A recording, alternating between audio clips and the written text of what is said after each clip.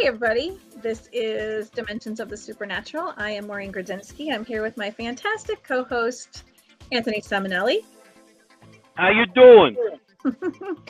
We are going to have a fantastic show tonight. We have somebody here who is very interesting and has a lot in common with Anthony and myself.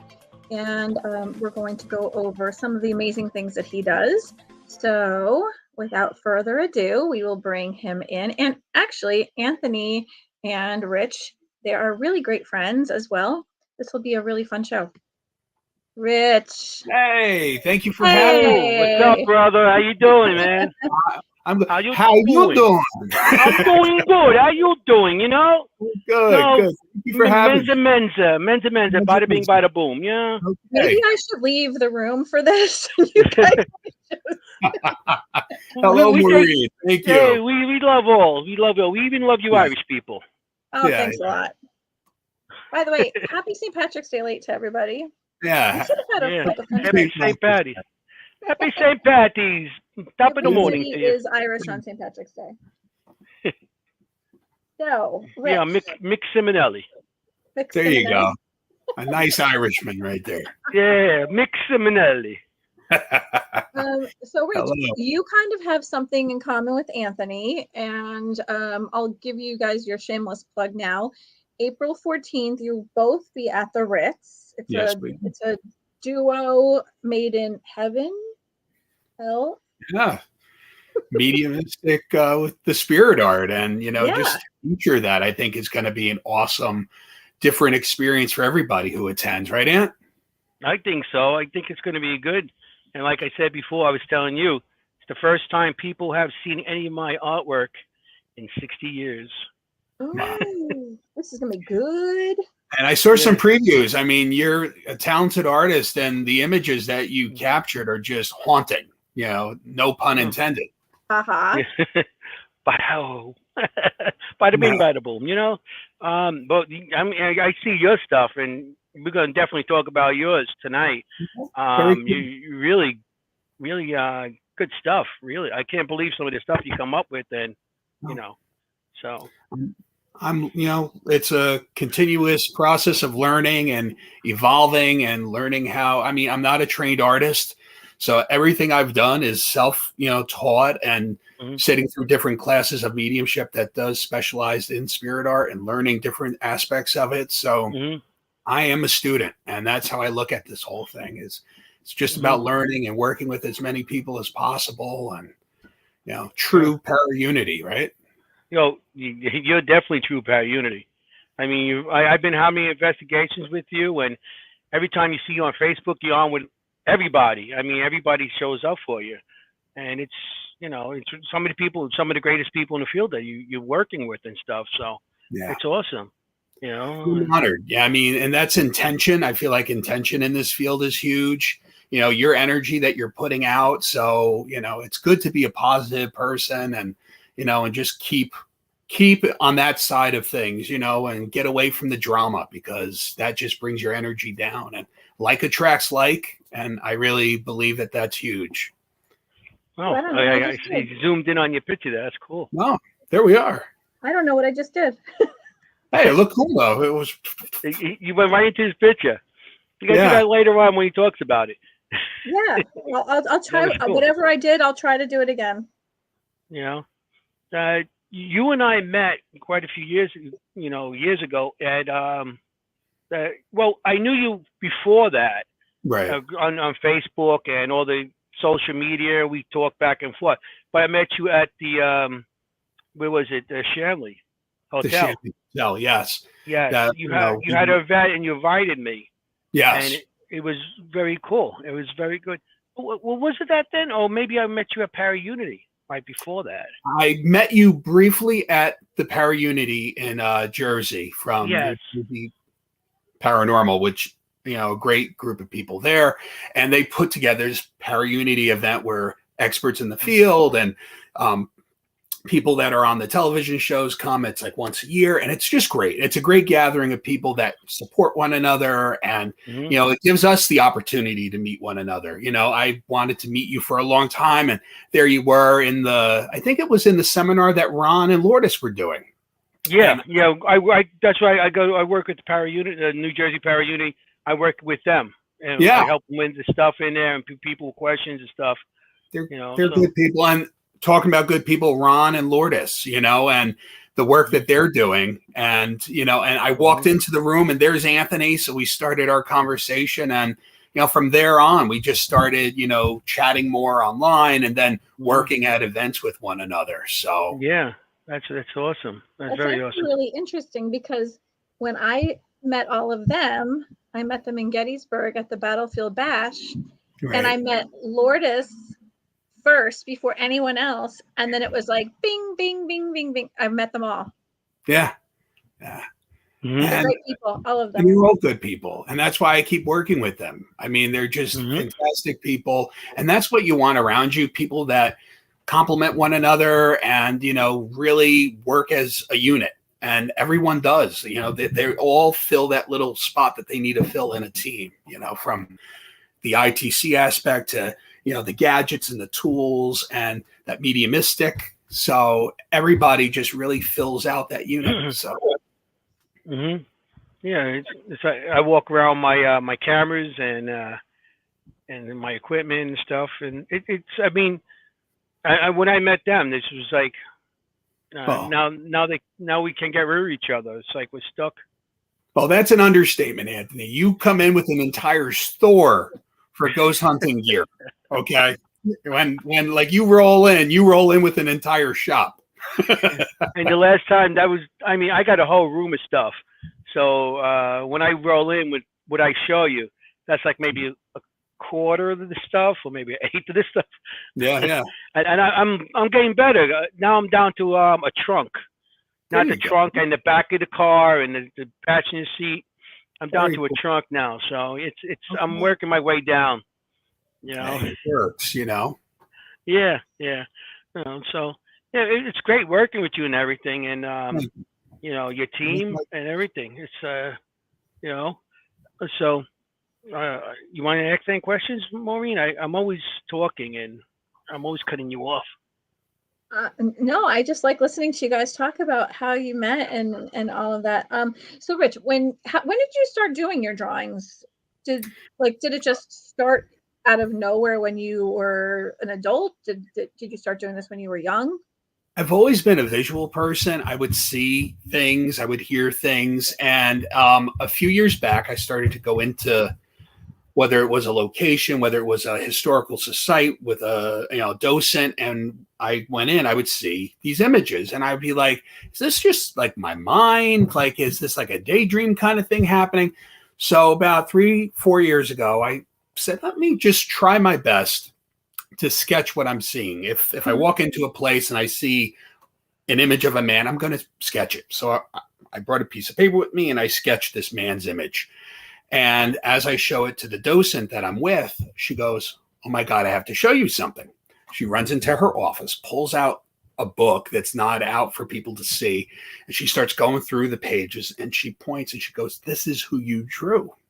And you even got the name of Alfred. And she goes, this is the father of the man who owned this house. So there's no pictures of him out. So you should, there's no way of you knowing this. And it's not a well-known place. So it's not like there's internet sites that have these photos listed. So she's like, this blows my mind. So once that happened, that was like that nudge from spirit, like that validation, if you want to call it that just kind of nudged me on my path and was like, well, I'm definitely picking up on stuff here. So then before I came out of like the medium closet, if you want to call it that, I started taking classes. I'm like, I need to sharpen this. I need to learn how to work with it, how to bring it out, how to control it.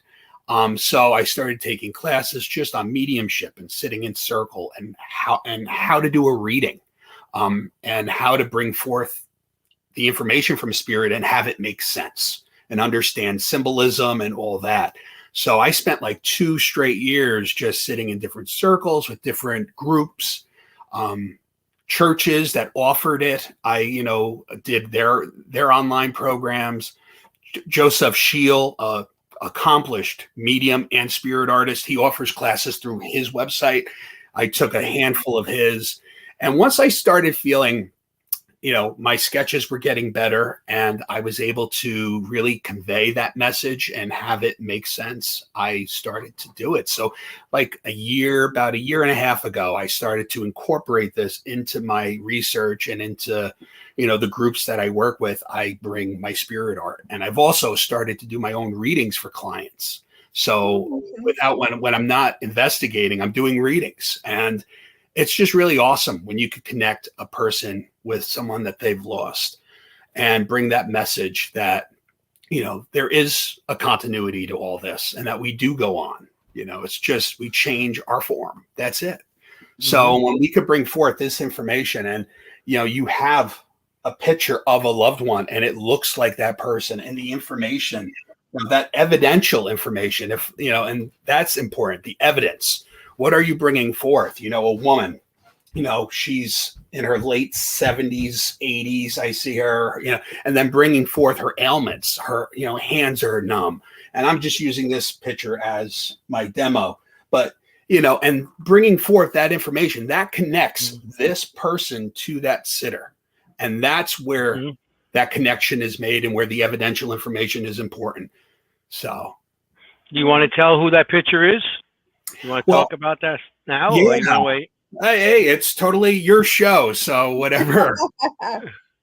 Well, since you pointed out the picture, earlier I was going back and forth with him on a text message, and I said, Richie, if you want to draw a picture for tonight on the show.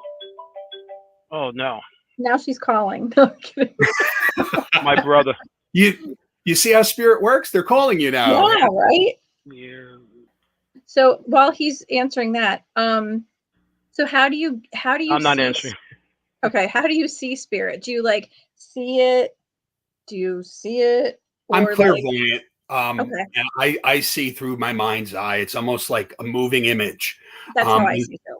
And through my mind's eye, I'll see the images, I'll see the symbolism, I'll get dates, I'll get names.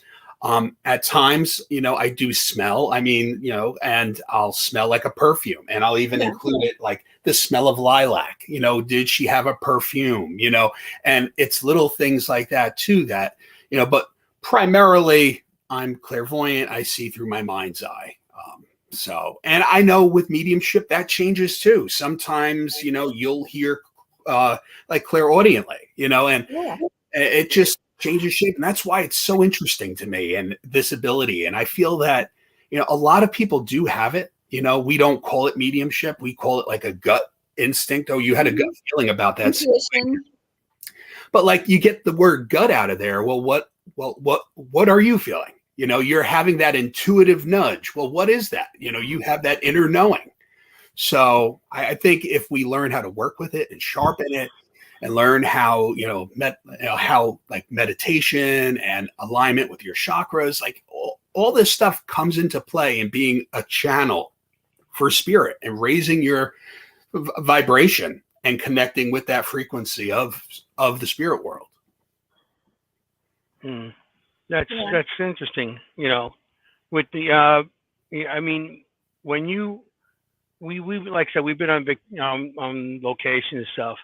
And I'll see something like on when we went to the Strauss mansion. Yeah, Atlantic. I seen a woman on the third floor. I drew on the balcony outside, looking. As soon as we got out of the car, she was looking down. She has an old hat and stuff. I drew that. A little boy, and there was a woman. I don't know if it was a woman or a man.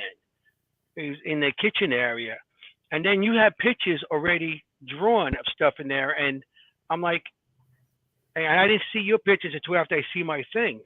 Yeah. And I'm like, look, I said, that's kind of similar to what I just seen in almost the same area you drew those from. Yeah. So it's interesting how, there goes my headset.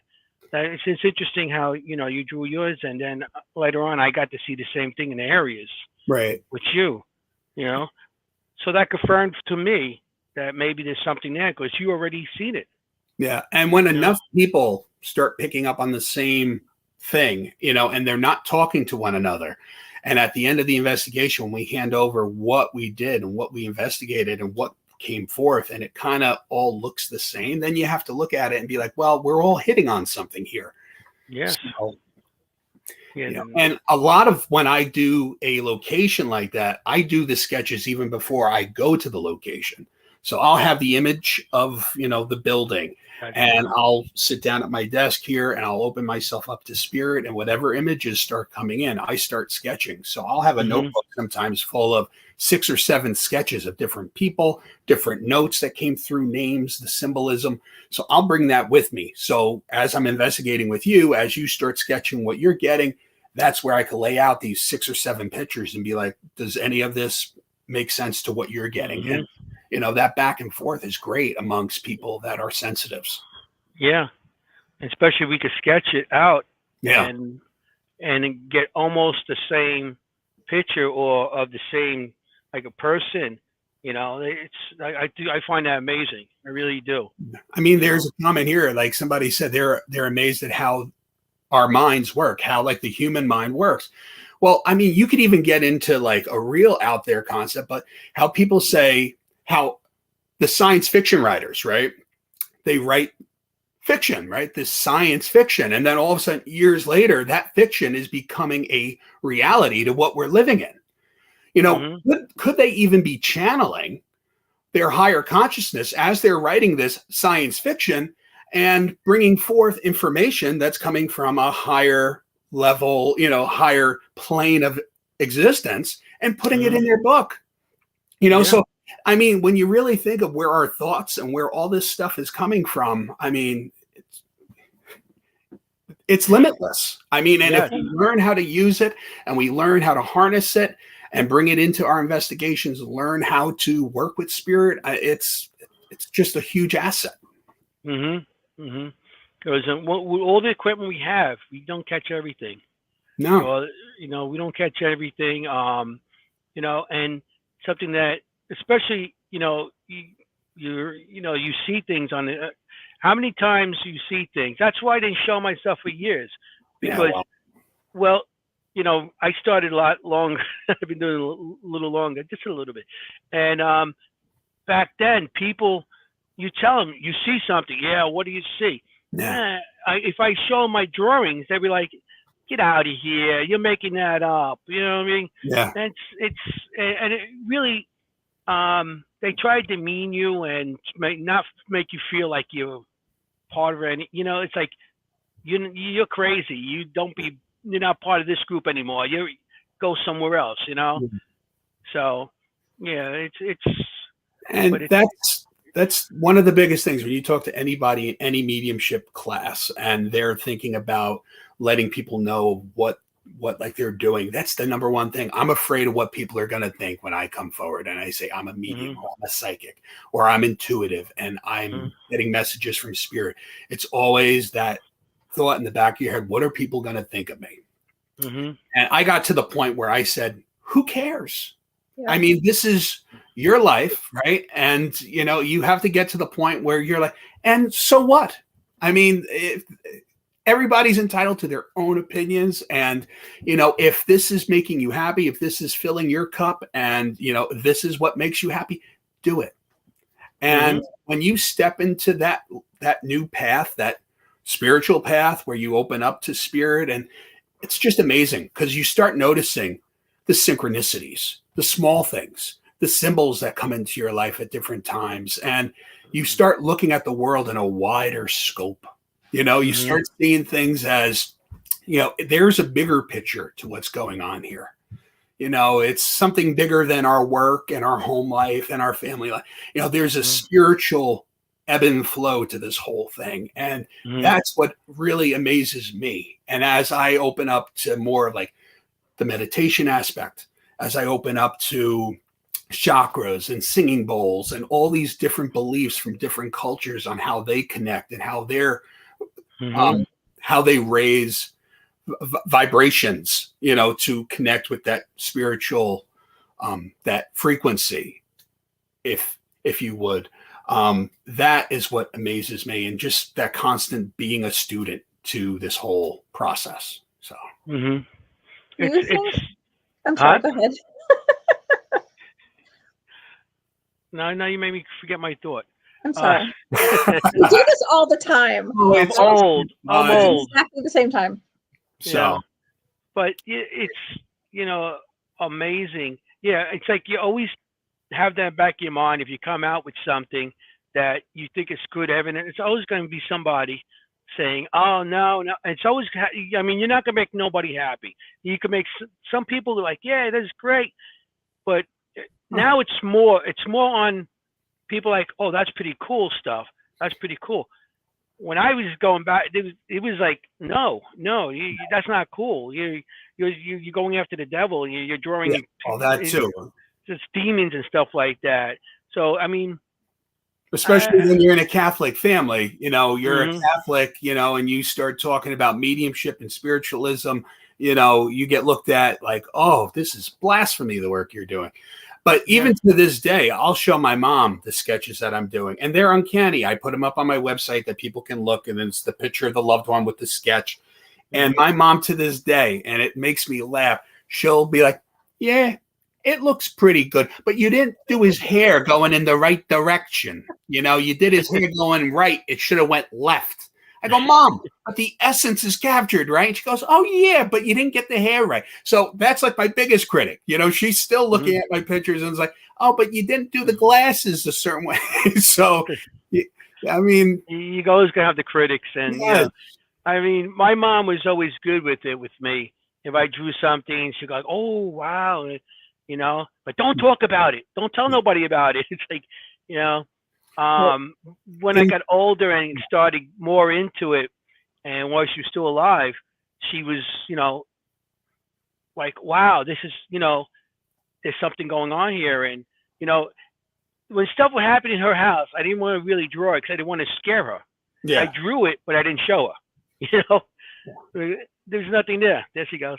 And we're talking about your mom. So, you texted me, right? And you said, Rich, if there's a sketch or something that you have that you could bring forward onto the show tonight. So I sat down at my desk. I'm like, well, let me see what I can do for Anthony. So all day at work, I, was thinking about my hands and my hands being like numb and like, I'm having trouble with my hands. I'm like, this has to be for an older woman. So I have my little notebook and I'm writing down things that are coming to me and I see oxygen. So I sit down at my desk and I start sketching this. So I get a woman. I get an M name that's coming through with her. It might not be her name. It might be someone that she's referencing. The late 70s, 80s in her age. I want to mention her hands. I'm drawn to her chest and that cardiovascular system. I see oxygen around her ears and she's getting oxygen. I see her in a hospital setting. I don't feel that she came home from the hospital. She's mentioning a name of a man, John or a Johnny. I also see a woman on the other side who was there with her when she crossed. So I wasn't sure if she had a sister or if this is mom that's there who's bringing her through. I also want to talk, and this is what I felt like, a depression. I'm not sure if she was depressed that she couldn't do what she wanted to do at the end, but there was a depression to her, or did somebody go through a depression? Yeah. And I got, she's the anchor of the family. I feel that this person really anchored everyone. And this is the evidential information. And again, if I had more time, this whole piece of paper would be filled with these evidential points that bring this image to the sitter. So I shared this with you, Anthony. And what did you think? Okay. When you say the M name, my mother's name is Rose Marie. Okay. But her mother's name is Mary. Okay. So that could be the mother that's over there. I heard Mary. The John reference, I'm not sure on. Yeah. My mother had the puffy cheeks and everything like that, and the short hair, And I sent you a picture. Yeah, I think I might have that. I could hold it up for you. I try to put that on my monitor, my thing, but it comes out all. So this is Let me just see where my camera is. Right there. Mm-hmm. You can see like the cheeks and even the nose and stuff. Again, it's the essence. I'll tell you, I'm not, you know, a. But you didn't get the bangs right. I couldn't get the bangs right. Yeah, it's not parted correctly. No, my mother had bangs and stuff too, and her hair was white at that time. You said she was in hospice, but she was at a rehabilitation place, and she did have cancer in the brain, and they had to cut some of her brain out, so she was in that location. Then I'll tell you a story after all this. Also, you said the John mom, not like I said, she had a couple uncles named John, so I'm not sure about that. But at that place, she was depressed because she was. All they did, they wouldn't take her out of a wheelchair. Yeah. She was always in a wheelchair. They push her back and forth, and I went to see as much as I can. And it was, you know, she did have arthritis, her fingers and her legs and stuff like that, her knees. She just, everything bothered her. Yeah. You know, at a point, you know. But I'll tell you a little story about. Yeah, well, you said my mother was like the anchor. Yeah. Yeah. The family. She was like, her cousins to this day, my mother's cousins still call me up, telling me how much they miss her. Wow. My mother used to be the one that everybody went to talk to about their problems. Everybody, my mother was like, my mother could sit on the stoop in Queens. She said, stoop. You know, everybody, if you don't know a stoop, it's the stairs out in front of your house. That's what we call it in Queens. We call it a stoop. Yep. Just to, you know, clarify some of these things, because people don't know what stoop is. And she'd be sitting on the stoop, and people walk by her, and she'll start talking to them. So everybody, when she passed, we had 300 people come to her funeral. Everyone knew her. 300 people within a day and a half. That place was so packed, and we had people outside still coming in. So my mother was well liked. She was always volunteering for things and stuff like that. So. And did she wear a cross necklace? Yeah, she had a cross necklace. Okay. She didn't wear it all the time, but she did wear it a lot. Matter of fact, when we buried her, we put a cross necklace on her. Yeah, because that also was important. I'm like, I got to do the cross. Also, I'll tell you the story about how my mom is, and you said she's like the anchor. She was in that rehabilitation center, and her birthday is January 31st. So she just turned 72, which she was happy to reach 72 because most of my family died before that. Mm-hmm. So she goes, I made 72. I'm happy. She goes, but I'm getting tired now. Everybody go home. It was me, my kids, my brother, his family, and one of her friends. Right. And we were there, and then she asked us to go home because she was getting tired. The next day, about 5 a.m. in the morning, I'm getting on the highway to go to work. All of a sudden, I look at my back seat, and I see a face, it was like a white ball with a face coming up like this and smiling. It was my mother. Oh, wow. And I'm like, oh, shit, I'm getting on the highway. You know, you try and get on the highway and going. So I quickly call my wife and telling her, I just see my mother in the back seat, because my wife knows I got the abilities. And I said, I just see my mother in the back seat. I'm driving. And she goes, what do you think it is? I said, I don't know. Remember, she was still at that place the night before. So I'm driving. And so then I quick call my brother. And my brother doesn't answer. He worked in Manhattan. He was on the train going to Manhattan. I left a quick message for him. And then I get to work. I was working in Brooklyn at that time. Right. And I get there. I tell my partner, I just see my mother in the back seat. And he's like, oh, because he knew I had abilities too. Because at the job I was on, I was seeing things all the time. And things were moving. And he was like, oh, shit. He was a little nervous. But I told him about it. And then as I told him, my brother calls me up, goes, what's up? I said, I just see mom in the back seat. He goes, he goes, I'm going to call up this, what do you call it, rehabilitation center. Yeah. And I'm like, okay, yeah, good. I didn't even think of that. And he called up. He calls me right back. They're checking her vitals. They're rushing to the hospital right now. Oh. So my brother came back. I picked him up in Brooklyn to drive back to Queens. He just came back from Manhattan, drive back to Queens to be with my mother. And we were there when she passed. If I didn't see that, she would have passed, and neither one of us would have been there, because I would have been in Brooklyn, he would have been in Manhattan, and none of us would have got there in time. Just think of how spirit worked in that. She was making sure everybody was where they were, and checking in to let you know that the time was getting close. So she might have not have even been in her body at that time. Her body was there, but she was making. It was like the transition time. She was making that move to cross over. So when we get to the hospital, she has the oxygen in, and she kept on taking the oxygen out, because she had like 80% oxygen going in, and they said, you have to. That's no good. So then she has to build up her oxygen, and she kept on taking it out. And she's like, "Say, Ma," I said, "Don't let me treat you like a kid. I kept on putting the oxygen in." She goes, "No, I don't need it no more. You guys need the oxygen. I don't need it no more." And she goes, and she grabs my brother's and my hand with one of her hands. She grabs both our hands. She goes, "Just tell," and it starts mentioning the kids, tell them I love them, this and that, and everything. And she goes, I'm okay. I'll be all right." And I'm like, "Ma, you're not going nowhere. You're staying here with us.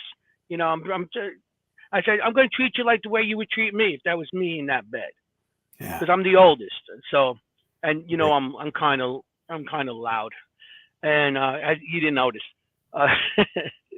And so I'm like, "Ma, you're staying here." No. She goes, "You guys need the oxygen now. I don't need this. I'm okay. I'll be okay. And then it was like, my brother and I went outside to call up everybody to tell her what's going on with my mom. We come back, we walk in. As we walk in, she was like, she grabbed our hands, and then it was like her head went back. And everything went off, and all the nurses and everything, they threw us out and everything. And that's when she passed. But like you said, she made sure that we were by her side. She did not die by herself, and her family, her two boys, were by her side, which I thought was, she reached out to me because she knew I'd be able to handle it and, have the abilities. So, so that's the story about that picture there with my mom, That's truly amazing. That whole story. Every single situation is different. Some people want you there, and some people don't want you there, depending on how traumatic it's going to be, and if you can handle the trauma of it, I think. And I think the people that aren't there, if there's anybody watching this, like, your loved ones do not die alone. There's always souls on the other side that help them in that transition from this world to the next. So, you never have to worry like, oh, I wasn't there when my loved one passed. There's always that soul community that are there that are helping them with that move from this world to the next. So, well, she had plenty of aunts and uncles over there waiting for her, and my grandmother and my grandfather, and there's a bunch of, I believe the family. I spoke to near-death experience, people like near death, and they all said the same thing. They even could see their pets that were over there, So I'm all believe that. But it's not about me. It's all about you, Richie. No, I love to hear these kinds of stories. That's evidence in itself that, there is a continuity to all this, and that we are always in connection with our loved ones. So thank you for sharing that. That's, and that's your mom. Your mom came through. She came through.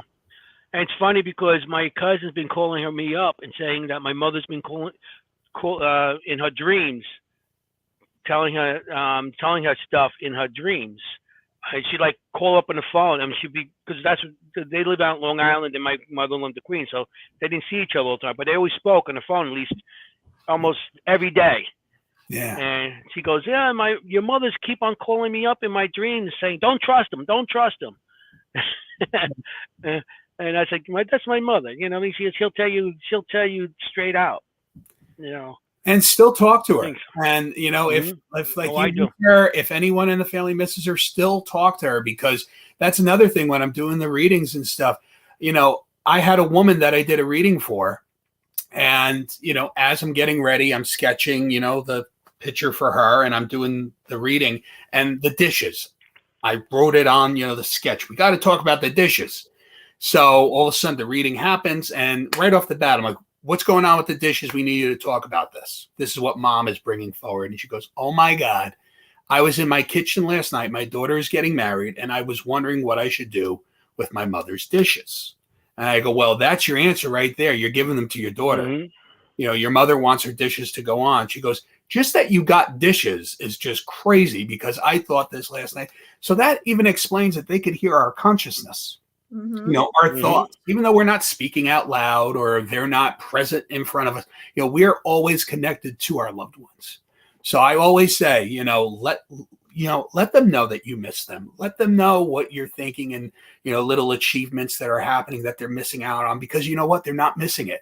Physically, they're not there, but they are there in spirit. So that's very meaningful, very profound. Yeah, I always believe in that, you know. So I want to bring up, you have you have an author. Yeah. Author, what, 5 books? 5 books, and there's 3 more at the publisher. So within the next year and going into 2024, there should be three more of my books dropping. So that's awesome. I have a lot of time on my hands, you know, with my 2 kids. You know, I spend a lot of hours down in my, you know, office here at night, and I'm typing away, I'm doing readings. So, you know, my hands are full. You want to talk about any of your books, or? Yeah, I mean, the last one that came out is called Spirit Seeker, and that one is really all about the communication process with us in spirit. And I talk a lot about spirit art and how it has changed for me and how I'm doing readings. So that is the latest one that's available.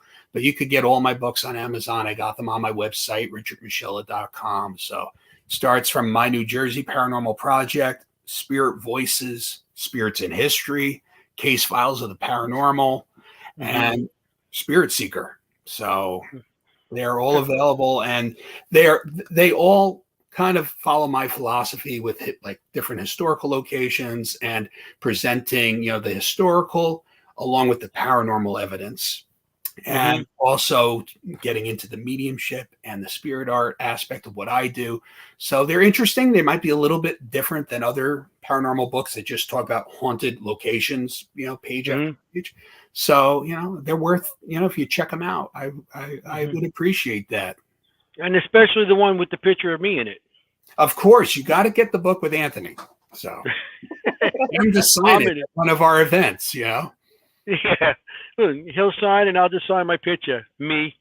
No, but I'm really looking forward to, you know, next Friday night we'll be at the Ritz. So yeah. And presenting what we next Friday night we'll be at the Speedwell.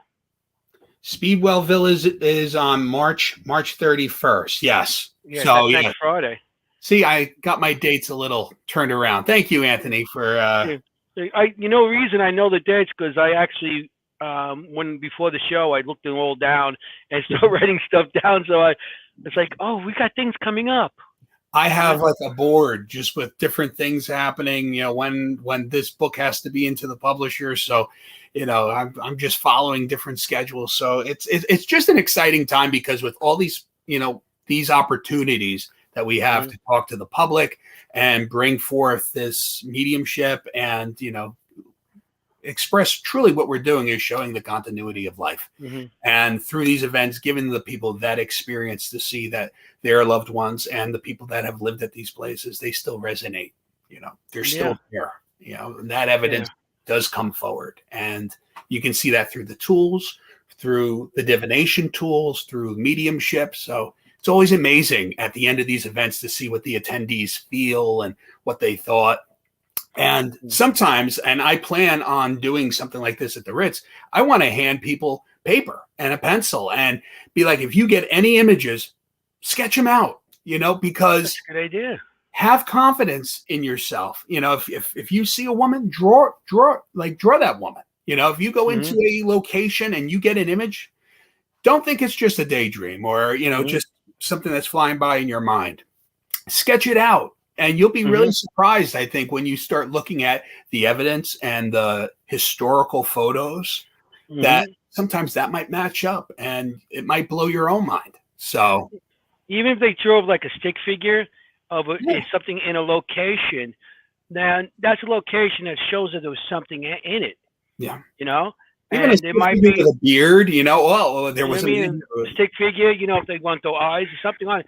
But the whole thing is, if you show a location and you like say in behind stage at the Ritz, they throw a stick figure out, it shows that there was something in that location that they spotted, because not everybody could draw, and some people, like Ron was saying, Ron from ERRT, he draws stick figures. Right. So it just shows something in certain location. It'd be fine too. Yeah. And I always, I always bring a piece of paper with me. Sometimes I don't get to sketch, but and I always tell any investigator, a medium out there, like bring a piece of paper with you, because if that image comes and that information starts coming through, it gives you something to jot it down on, and just to write that essence, to sketch that essence that's coming through. You might be really surprised at the end of the event, and you get that information that validates who you were connecting with, who was coming forward. That is really mind blowing at times. Well, even if they can't draw it, just write what they've seen. Man, with beard, somebody, beard, a scar on his face. I mean, sometimes you could see everything and not put it down. Not everybody, like I said, could do that. Now, this is a woman that came forward, and she has like this little brooch, this little rose thing. And the sitter said, "Oh, that's what my mom would wear. She had a pin of a rose." These are different people's fathers that came through. This was for a historical place that I did. Again, like you'll see, like that Civil War look, the hat, the jacket. So, awesome. Yeah, and just different. That's me. Yeah, there you go. And then the one before that was me. Yeah. The bald head. So, and then they all start like this. I mean, you get the shape of the face that comes through. Is it a skinny face? Is it, a heavier face? What kind of wrinkles do they have? Do they have jowls? Do they have facial hair? What kind of brow? And it's just kind of looking at different aspects of that face that comes through and putting that onto paper and capturing that essence. And that essence could be the way that their head is tilted. That essence could be the way that, are they smiling? Are they not smiling? What colors are they wearing? Or what kind of shirt? I mean, I did a sketch. This man had his shirt like open with some chains, and the woman immediately was like, "That's how my dad dressed. He would never." He never liked his shirts buttoned. He had a thing with buttons around his neck. So you drew him with his shirt open like that. And no, he's a paisano, huh? Yeah, hey, I'm Italian. It's like I got my hairs hanging out with the chains and the open shirts. Yeah, and and it's just something that I really like enjoy doing. And sometimes you'll even want to just work on it. Like sometimes without even having a sitter or a location, I'll come down here in the basement. I'll say, I want to work on like my noses, and I'll just start sketching and working on something. And before you know it, I have a face that's looking back at me. Well, where did that come from? Well, it's coming from your mind. Well, what's putting that thought there? So you get into this whole thing.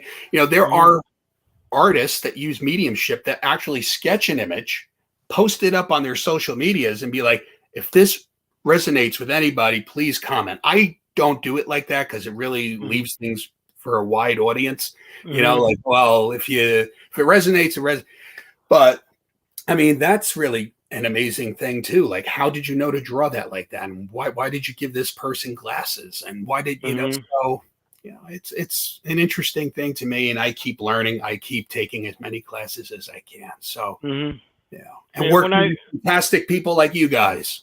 I mean, it's awesome that how you invite people on investigations, and some of the best people go, and it's like, it's, I mean, I enjoy working with you guys, with you and Kim and everything. So, and yeah. I can like really appreciate this whole community and how everybody's so giving, and like you kind of like step out of like the drama that is happening out there, and we are not there for ourselves. We're not there for ego, because that does not serve spirit at all. And if you work in ego, you'll see all of a sudden those people will start fading out.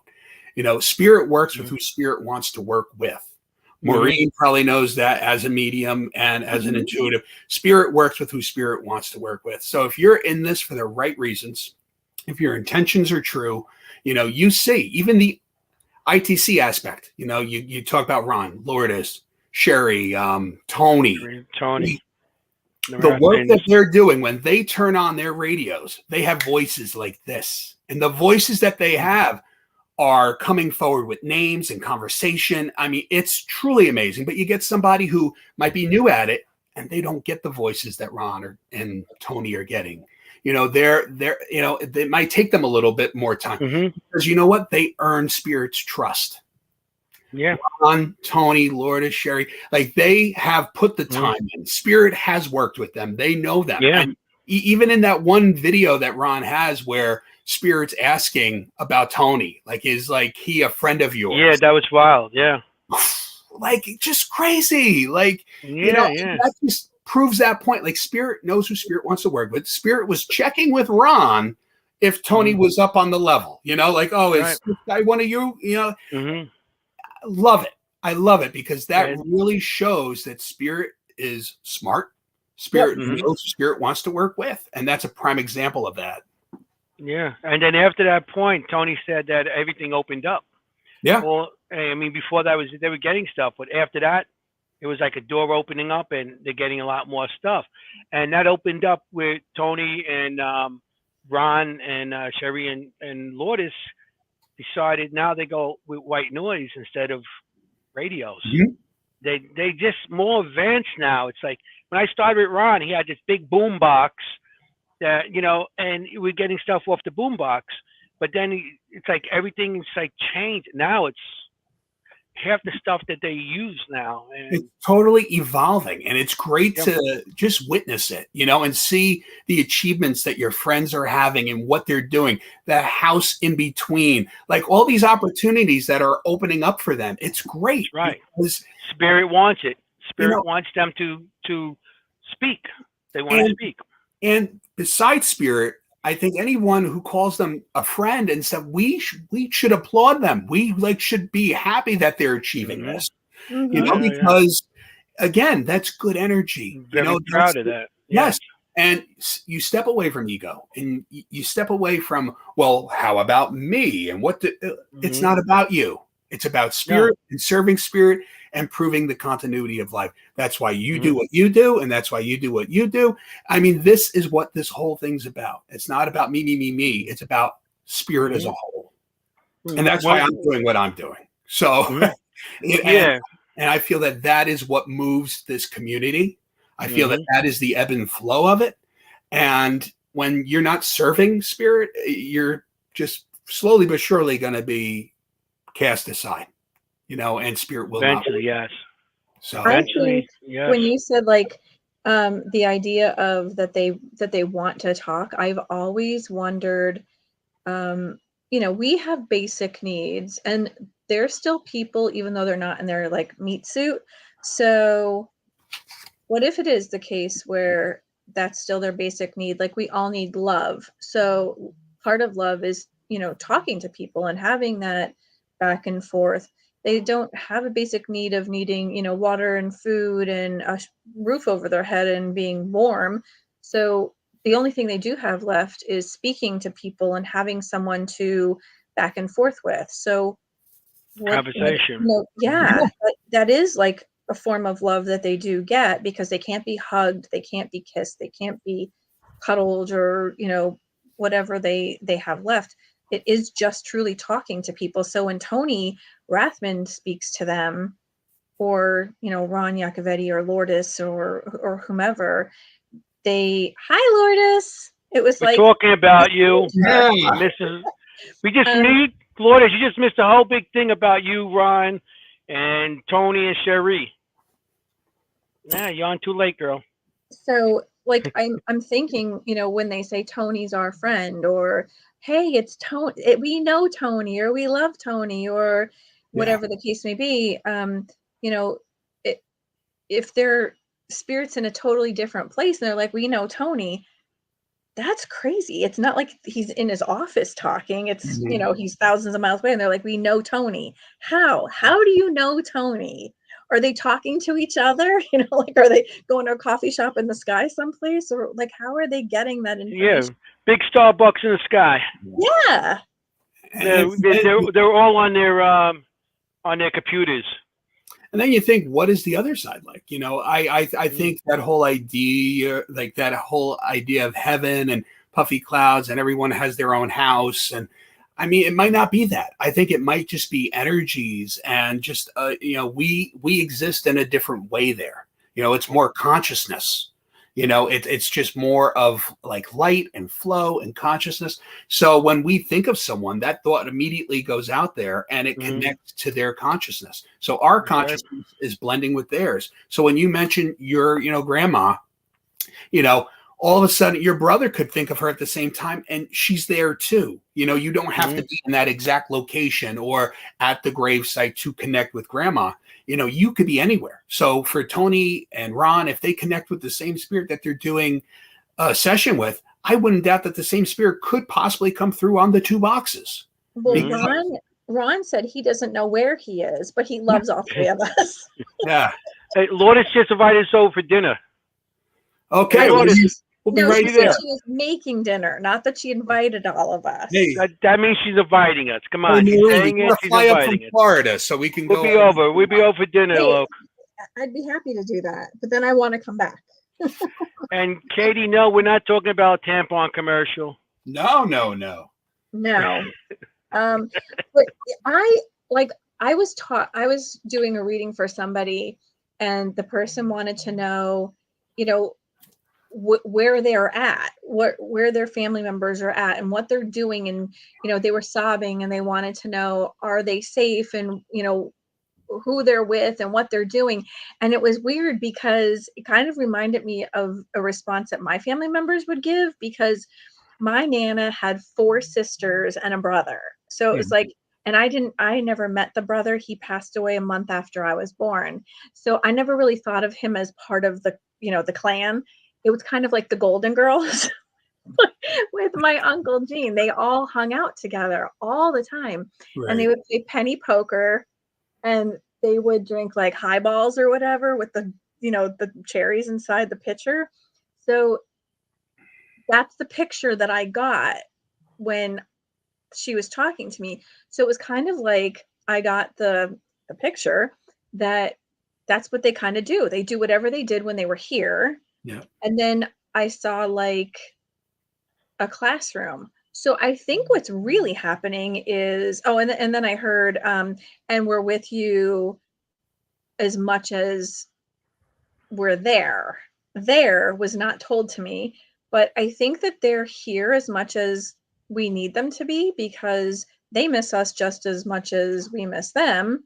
Yeah. So they kind of like back and forth, but when they're there, it seems like they're learning to kind of like, when they reincarnate, they need to learn like whatever they need to learn to come back and do those lessons so that they don't have to reincarnate for the same thing. But they're also playing like penny poker or rummy cube or gin or, you know, whatever, but they're drinking their highballs too. Yeah. And that's like that soul community. Like we come in with certain souls and we wait for certain souls. We go out. I mean, if you think of Earth as just a classroom for our human experiences where we learn and how we grow and how we evolve and learn about different aspects of the human experience, loss, love, envy, hate, you know, and we progress and we learn. And, you know, that is how we grow as souls. So that could even explain when we do cross over and we now become a soul again and we lose our physical bodies, that evolution is how we keep either getting higher, we vibrate higher, or we vibrate lower, for someone who did bad things. Yeah. It's not like you're in, I think, a burning pit of hell. I think that, hell would be having to keep coming back and having to stay at the same level and repeating the same things over and over and over again. But again, these are, theories. We aren't there yet. So, nobody has the right answer. I mean, it's just different beliefs that we all share. And it's theories. Everybody has a theory. And I don't call anybody like experts. We're all investigators. We're all researchers. And we just like to, bring up different theories and aspects. We're all students. Yes. Yeah, so it's kind of like a big college campus. Yeah. I mean, they have some place to dorm, and they're playing their games and they're talking and they're learning and if you're not learning, like maybe you're like Van Wilder, you're just kind of learning too much. We're all the spiritual beings having a physical experience. And that's how I truly feel about this, like this whole thing and how I really talk about when I do different lectures and stuff. We're a spiritual being having a physical experience while we're incarnate here. And that's what this is about. It's learning, it's growing, it's showing love. Because in the end, right, what is the only thing that we really get to take with us? It's not our possessions. It's the love that we shared, right? And the knowledge. That's the only thing that we can really bring with us when we cross over to the other side. So when you start looking at things, in your 40s and in your 50s and, as you get into your 60s and 70s, it's not about the possessions that you buy, and it's about the relationships that you had with people. And that's true. Ron said, I just turned 60. I'll be 61 this year. And it's your relationships with the people you get close with, people that you consider family, that not blood. And it is when you get older, you want to have all that. So yes, when you pass over, you pass on or cross over, whatever they want to consider it. Yeah, you're right. You bring your love and friends, and you're bringing everything that's in you, your essence and everything, your soul, whatever you want. Really rarely does a spirit come forward and be like, I want to talk about my Chase account or my 401k, or they come forward with messages of love or things that they regretted or things that they want to acknowledge. And these are all life's moments. So I think as we are incarnate, right, and we're not discarnate yet, it's about making those moments, and it's about putting that time aside for your loved ones while we're still here. And having that perspective when we start looking at things, start living now and then living at the end, because like I said, you hit your 40s, your 50s, your 60s, your 70s, you're closer to the tomb than you are the womb, and when you start reflecting at that concept, it's like, well, what am I doing? What am I giving? And I think as we start centering ourselves on that love, experience, and knowledge, that's the only stuff that we can leave behind to the people that we do, and what we carry with us when we go and make that transition from the physical to spirit. So that's a little deep. For Thursday night, I got a drink on that one. Ron Yakovitch, Red Bull tonight. A lot of mediumistic talent on the screen here. The spirit art Richard and Anthony do is amazing. As any evidence recorded, it's uncanny how accurate it has become. Both the most genuine souls. So that's it's a great compliment coming from someone so awesome. Yeah, and another great author. Ron has 3 books out there. So and he's his 3rd book just came out. And I was honored to write the foreword in it. He sent me a message. He's like, Rich, I want you to write, the foreword. I'm like, me? You want me to write your foreword? You should be, So that's awesome. Really honored by that. So he's another good guy. You're both good guys. Thank you. I'm honored to work with you, and of course Ron and Lourdes. Like I said, they're like, Ron's my brother, and Lourdes is my little sister. So when you talk, I'm looking at the chat here. There's Katie Holte, Katie. and Steve Holte. For the longest, I would say to Ron, I'm like, I would really love to work with the Holtes. I mean, I think what they do is just amazing work. Everything they build is amazing. Yeah. And I'm like, I would love to work with them.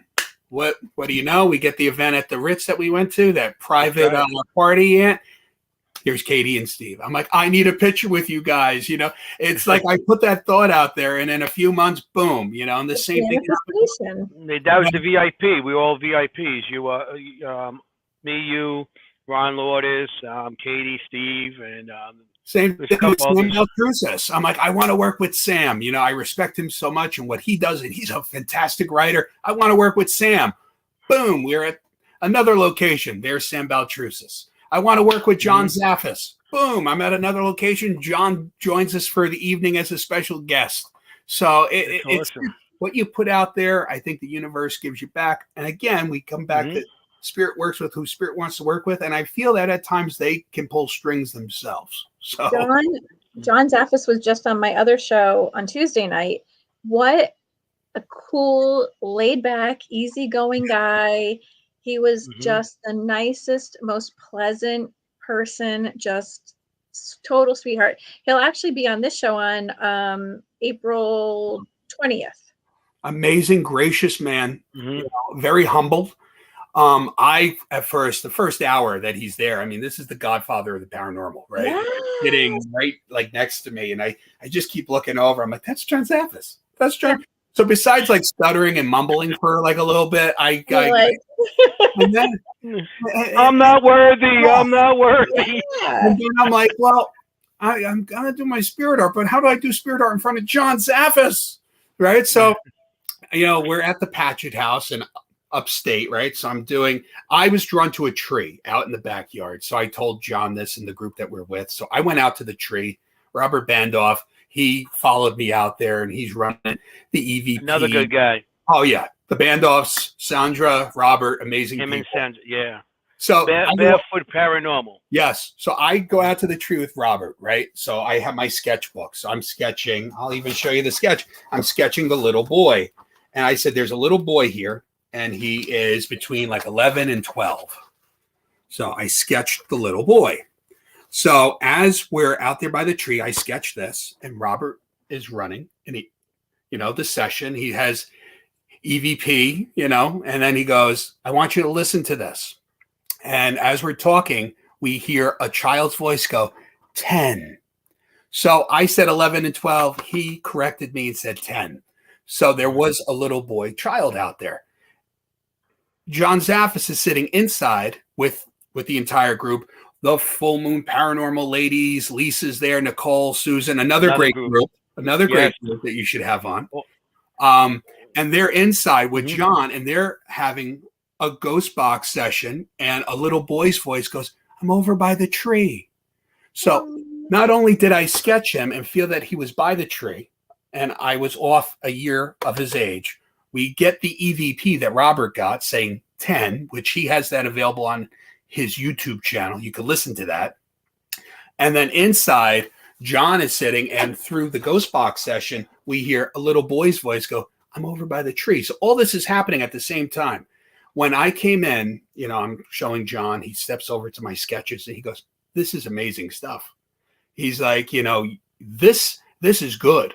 I almost fell over because, you know, like I kind of got a little clamped because I'm like, this is John Zaffis, right? And he's been doing this his whole entire life, you know, his family history, you know, and he's complimenting me. He could have just been standoffish. And, you know, that little compliment that he gave me, I mean, I'm going to hold that for the rest of my life, you know, and that's why I say he's gracious, he's humble, because that's what he was all night. It wasn't like I'm John Zaffis, you know, he was hands-on, talking, encouraging.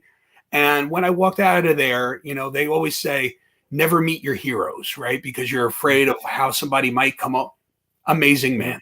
And I tell everybody to this day that I work with, you know, John, very humble, very gracious. And, you know, I truly love the man, you know, fantastic person. So I hope the best aura about him. Yeah. He really does. But what you were doing is kind of like the Estes method without being the Estes method, because you're in two different places and it was like, here's an answer, there's an answer. Yeah. And then to have that I didn't go physical see. sketch, you know, this is the little boy. I mean, with the Patchett house, because, you know, it's going back to the, you know, the early early 1800s. There's really not too many pictures of people that have lived there. But I would love to find a picture if there was that, you know, 10-year-old, 12-year-old boy, because I have his sketch. And just hearing that voice come through saying 10, and then the little boy on the ghost box inside saying that I'm over by the tree. Amazing. Well, that to me was when he said 10, and then you said 11, 12, and he said no, like 10. Yeah. That was, I'm counting to 10 and I'm hiding. And then he said, I'm over by the tree, kind of like I'm hiding and we're playing hide and go seek. Yeah. Yeah. You could look at it like that too. And that hands down, the Patchett house, if anybody has the opportunity to investigate the Patchett house, amazing location. On like a scale from 1 to 100, it's probably 120 how active it is. I would love to go back. I would go. I would love that. I love We'll try it when it's actually kids and it's not something else. Kids. There was a lot going on there. I can tell you some Really? stories about the basement that, you know, with Tim Dalton, another, I'm not name dropping people here, but Tim Dalton. I try to get Tim on the show, but he works Thursday nights. Him in that DR60 down, you know, there in the basement. We set up motion sensors. We're in a pitch dark basement. It's Tim Dalton, Nicole, and myself, and we're sitting down there in the basement of the Patchett house. Motion sensors, they go off on the staircase that's coming down. So something came down into the basement. Then we hear shuffling on the left side of the basement where it's dark. He runs a session. We listen back to it, and you hear me say, "Are you a man or a woman? How old are you?" And all of a sudden, you just hear screams. "Arr! Arr!" And at one point, it sounded like it said, "Get out." And you heard nothing while we recorded the session until after we played it back. So something in that basement was extremely angry that we were down there and we were conducting an EVP session. Wow, so I would love to get back down there and find out more of what's going on in the basement. We had something like that happen. We were in Gettysburg, and my husband was talking to some soldiers, and they would not talk to my daughter and myself, only to my husband. And he was not military, but he is a sergeant for law enforcement. And because of that, they would only talk to him, and they would actually follow his commands and everything. Wow. So when we started to go upstairs, it was at that field hospital. We were doing we were going to two different places. So he said, "Okay, we're going upstairs now." And we heard this voice say, "Do not go up there." And it kept warning us not. And he said, "We're still going upstairs." So it kind of followed us for protection, I guess. We went up to the attic, and we were told that there were children with toys upstairs. And we asked if there were any children, and there was a little girl's voice, which seemed really strange if there were, men being taken care of there. But it was like a male voice trying to sound like a little girl. And when that came out, my daughter had a handprint on her arm, and it was bright red, and she said it was very, very hot, and she screamed. She screamed, almost knocked me down the stairs with her. She took off, grabbed me by the arm, pulled me with her. And we had, the heat sensor. And I have a picture of this hot red handprint on her arm. She would not go back upstairs. So then my husband said, "I'm going to take care of this." I said, "There's nothing you could do about that. Yeah. You think, being law enforcement, that you can fight it, but there's nothing you could do about it." But yeah, it was creepy. I mean, very creepy. I've seen, without them, I've gone into places to cleanse and take care of things and whatever, but I've never had, one of my kids with me where I've had to do something like that. That's a totally different situation. And kids, having little kids in a property where you hear little kid voices or kids laughing or, you know, like music boxes go off. That's always the creepiest thing to me. I had little kids playing hide and seek in my basement. It was a little girl and a little boy. And immediately the first moment I heard it, it sent chills down my spine. But then I started to kind of like talk to them, and it was a little girl and a little boy. So my house is kind of like, everything gets drawn to me because I'm kind of like a lighthouse for them. They come to me to give me messages or whatever. And I would kind of like look out of the laundry room and I'd hear a giggle, and then you could hear their feet running a little bit. And I played the game with them for a little while. And then when I realized that that's what it was, they were just little kids, I finally just crossed them over, because no little kids should be stuck any place. They, you know, this is not where they're supposed to be. They're supposed to be with their mom and dad. But it scared me at first, because I thought, if there's something that bad in this house, nobody died in the house. It's like a newer property. Nothing was ever here before. It should be gone. And I thought, I'm going to have to take care of this by myself in my own basement while I'm doing laundry. Like, if you want to have to do that stuff. You should ask them to help you with the laundry, at least, if they're there. Yeah, like at least throw the laundry across the room, so I don't have to come walking for it. That would be a great help before that. And tell me what, you know, like, am I supposed to have it hot, cold? Whatever. Stay in this space as long as you pitch in and help. I mean, I know. Mortgage or something. You know? Rich. Okay. I'm sorry. Katie Holte said we had an orphanage in our attic circa 1845, so I can relate. Signing off for real now. So she hung out for Katie, a bit. we'll see you. We'll see you again, Katie, because you'll be back. Katie, we love you. Thanks for stopping. Katie, we'll see you like before the end of the show again. Yeah, she'll come back 6 times. Hey, Richard, I wrote a story in a book called it's called Tales of the Other Side, with paranormal. It's the pets and the paranormal. Okay. And I wrote a story in it called Cookie. John Zaffis is actually in this book also. Oh. Now that's why I first kind of, you know, I met him before that, but then we were in the book together. And there's a bunch of people in here: Chris Cesare, Brian Cano. Yeah. Brian Cano. There's a bunch of different people in this book. But the procedure of these books went to the Staten Island Hope Animals Rescue. I'm sorry, Staten Island Rescue. So the procedure of the book all went there. So that was pretty cool. You know, went for the pet rescue. Yeah, but that's one of the things. And I had John sign my book. I got a picture of me and John, and I'm holding the book upside down in the picture. It's like, I'm looking at the picture like, oh no, I'm holding the book upside down. That's my luck. Hey, but you'll get another opportunity to maybe take that picture again. Yeah, well, I've seen him many times after that. You know, at the Shanley Hotel when he showed up there with Ron Lourdes, and they were doing their radio, and that's really amazed him and stuff. And you know, always at the Paracons, you know, something like that. So. Yeah, it was pretty cool. And it was pretty cool working with him that day, too. Yeah. But he's good. You also, not only you fish, you're a fisherman, you have some kind of fishing site, something like that? I love fishing. Oh, yeah. I bass fish, I trout fish, you know, and that's another aspect where it's very grounding. I mean, when you think about the outdoors and just being out on the water and, you know, so I spent years just doing that and fishing, and you know, it's like another aspect of my life, you know. So, so you fish for ghosts and you fish for fish.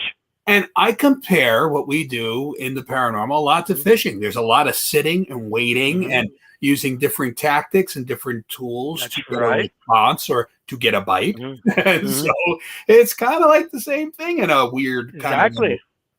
Exactly. And you know, we always get. My wife sometimes like, oh, all you do is, you know, because I do my genealogy. She goes, all you do is stuff with the dead. I got my genealogy. I got like 1,400 people so far on my genealogy. I've been doing it since 1986, before computers and everything. And so it's like you do that. And when I got into that, I got into history. You know, history. And when I do certain investigations, like Gettysburg, historical, with the war, and certain locations of like at White Hill Mansion, the dates and stuff like that, and know a little bit about the history. The questions to ask for EVPs. What color is your uniform? You know a little bit of that era to question and get certain EVPs at what you're going to ask them. If you walk in and there's a place from the early 1800s or even 1700s, you walk in, they're not going to see. You're going to say, "Oh, you could talk into the microphone." They're going, "What the hell's a microphone?" Exactly. And it's having that information. I mean, I make up packets for each place that I go to with the history and the questions to ask and the find a graves. So I know the dates to even ask, like, when did you, when we get into when did you pass away? What does 1901 mean to you? And the names of the people. And, when you do your homework like you do and you go to find a grave and ancestry, you could kind of get all those names that piece the puzzle together, especially when you're doing an EVP session or some form of a ghost box, or you have the right information to ask. Like with the Fox sisters, I did the history on the Fox sisters. I go back all the way to when the father, when they came over from Germany, his family came over, and they were called Fuchs then, and Fuchs is fox in German.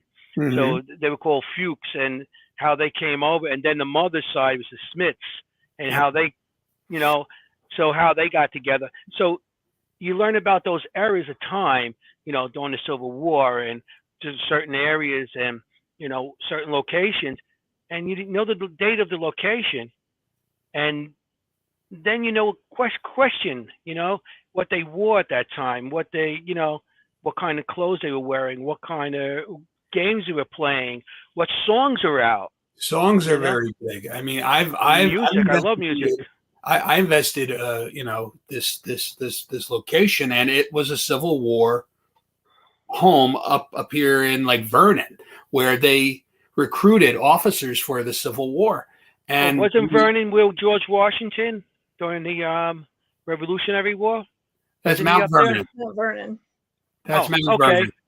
It's the flat part of Vernon. It's not the mount. It's just the flat part. It's Vernon, not Mount. Here I am in this place, and we're running, a ghost box session, and the ghost box is going, and I go, you know what? I'm a history geek too. I love reading history. I love watching documentaries, and the Civil War I have such a fascination for. So the Ken Burns series that premiered in the early 90s, I have on DVD, and I watch it a few times every year, the 9-hour special. So I know the songs, and so I'm like, you know what? As we're running this radio session, I'm going to do a song and see if they could give me an answer. Thinking about consciousness, song, the vibration that we're putting out. So I go, the years go slowly by, Lorena, snow falls on the ground again, and I will save your ears. I won't sing no more. But then I go, can you tell me when this song was from? Silence. And then all of a sudden, when we listen back, you hear wartime. Wow. And that was a song that was used as the soldiers were missing their wives, their girlfriends. It's a song about loss and wanting to be somewhere that you can't be. So, I mean, it was just amazing to know that song, to use it there, and to use that to trigger the reaction from spirit. So, really pays, Ant. You really need to know the places that you go into. Cool. You do. And everything. Yeah, Ron just wrote that he doesn't go fishing because what happened to Fredo? Fredo, yeah. Fredo. You remember The Godfather? He took his brother out in the boat. We wouldn't shoot you, Ron. We'll just throw you overboard. And we'll take all your ITC gear. That's how you get his stuff away from him, man. Exactly. No, you never. I remember years ago with Ron and Lourdes, and Ron puts they put on a Valentine's picture on Facebook. And of course, Ron was hugging his radio, and Lourdes was like right there too. But it was like Ron with his two women, his radio and Lourdes. You never get that thing away from him. But it's when it comes to when you do investigations, you should know. Some people, I mean, I understand when psychics go in, they don't want to know anything. Yeah. You know what I mean? They go in, they have to go in cold. We don't. You know, when I see things on a certain location, most of the time I don't look into the ghost part. I just look into the history part, and not the death part, but just the history of the location or the era of that time. So I can ask questions. How many times I went to Burlington, the Burlington prison, yeah, and the county prison over there, and we did that, and we played old ragtime music, at the piano in the basement there. And we had, at the time, we had the REM pods. We had 3 of them. A couple of people had REM pods. So I have mine on by the stairs by me. One was down the end of the hall, and one was in the middle of the hallway. And it was wild because as the music was dead down there, as the music went off, the rampart, like by me, started, then it went over to the middle one, then went down to the end. I'm like, it's like they're dancing. That's crazy. It was a wild experience. And then after that, that's when we started using. Also, I got to use little music boxes for the kids, and then you crank. Yeah. So I have Ferry Jaka. So I was playing it, and I was Burlington prison also, and it would do a little music box and play the song of Ferry Jaka, and then I asked, anybody know the song, that name of the song? And I got a EVP saying Ferry Jaka. So I thought that was pretty cool, and it sounded like a kid's voice. Especially to trigger that reaction. Awesome. Yeah. So I mean, trigger objects. I'm a big believer in trigger objects. Totally. And everything, and knowing the locations, So gotta do your homework. Yeah, you definitely got to do homework. All the investigations you've done, was there anyone that you felt like something was going to hurt you, or you wanted to leave, or something that you just thought this location is a great location to investigate? Either or, Well, I mean, there were 2 investigations that I did. One, we were in a cave that was like a hunter-gatherer cave up in northern New Jersey, Lenape. And for some reason, I'm like, I think we're going to have a fantastic investigation here. And I remember crawling into this cave with like REM pods. And I'm like, I'm going to play tribal music from the Lenapes and see if we could stir any kind of a trigger, to see if we could get that communication, So we go into this cave, we set up the, pods all over the cave, and I press play, and for a while, nothing was happening. And then all of a sudden, the one REM pod started to go off, and then all of a sudden it started to go off in a circle. And it almost looked like they were dancing to the music. And it was going around each of the REM pods. And when the music stopped, the activity stopped. And I'm telling you, the hair on your arms would stand up, and it was just such an impactful thing. Because then you thought, how long has this cave sat here without this music playing in it? This traditional tribal music. And, has anybody played this here? So then you think maybe that really, truly triggered that response from spirit. And being scared, I never felt that I was, pushed, scratched. It hasn't happened to me yet. But I will say that I did feel a little alarmed when we were in that basement of the Patchett house, and we heard those footsteps coming down the stairs, the motion sensors triggered, shuffling happens in the basement. And as we're listening back to these EVPs that we just conducted in this dark basement, we hear that growling, screaming, real guttural, and knowing that it's right there. It's literally right there as we're recording this. And the basement isn't big. So whatever this angry thing is, it's around us. That was a little alarming. That, I would say, if Tim and Nicole were not down there with me, I might have flew up the stairs on that one. Ron has a question for you there. Okay. So he says, have you ever had a noticeable response or reaction by a spirit because they knew that you could see them and that you were sketching them? No. I mean, like I say, I see a lot of just these images in my mind's eye. So they're coming to me like a film. I don't see them like standing in front of me, as some people might see physical spirit. So as I'm seeing them, I'm just sketching what I'm seeing. Sometimes I'll even see a still picture in my head. It's almost like a portrait that they're sitting for. And I have maybe a minute or two to try to sketch out what I'm seeing. So putting that to paper. I've never was surprised by a ghost where they were like, "Ooh, you caught me," Yeah. Like, whoa, but and it's just capturing that likeness. Sometimes you'll see I scribble a lot of words quick because they're just flying through, and dates and names that are coming through, and the symbolism, a music box or special earrings sometimes come through, and all this stuff resonates with the sitter, and that's where the important information lies, not only in the essence but in the evidential information that you bring forth. So the Strauss house, Laura says, oh, she thinks, okay. I agree with this. Paranormal investigation should be part of learning social studies or history in school, and she bets that students' grades would improve. I agree with that. Yeah. And, you could play some like patriotic music in back of me, but this is like my whole stanza with this. In these historical societies, you have an older generation of docents and the people that are running them, right? And they're so hands off the paranormal. We want nothing to do with the paranormal. It's totally below us, the paranormal.